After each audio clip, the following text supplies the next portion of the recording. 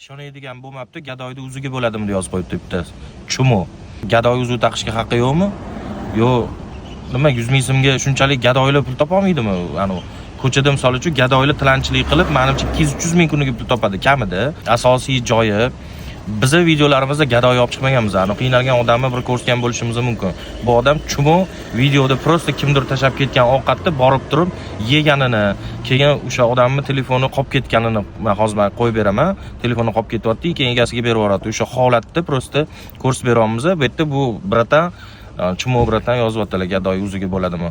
Videodan ma'no o'ziga olish kerak bo'lgan joyda g'iybat qilib qanaqadir bir melichevka narsalarga e'tibor berib o'tiradi odamlar. Tushunmayman boru.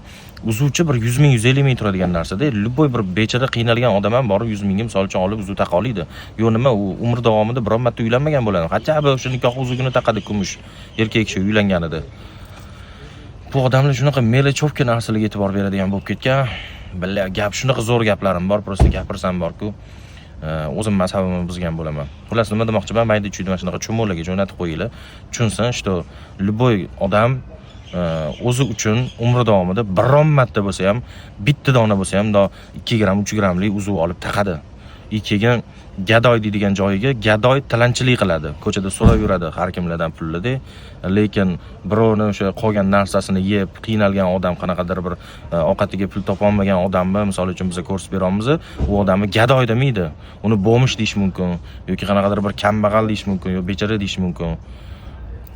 O'zi videodan ma'no ibrat olish kerak bu odam.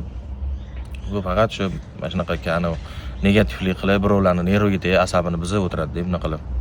Mayli, negativlar baxtli bo'laring.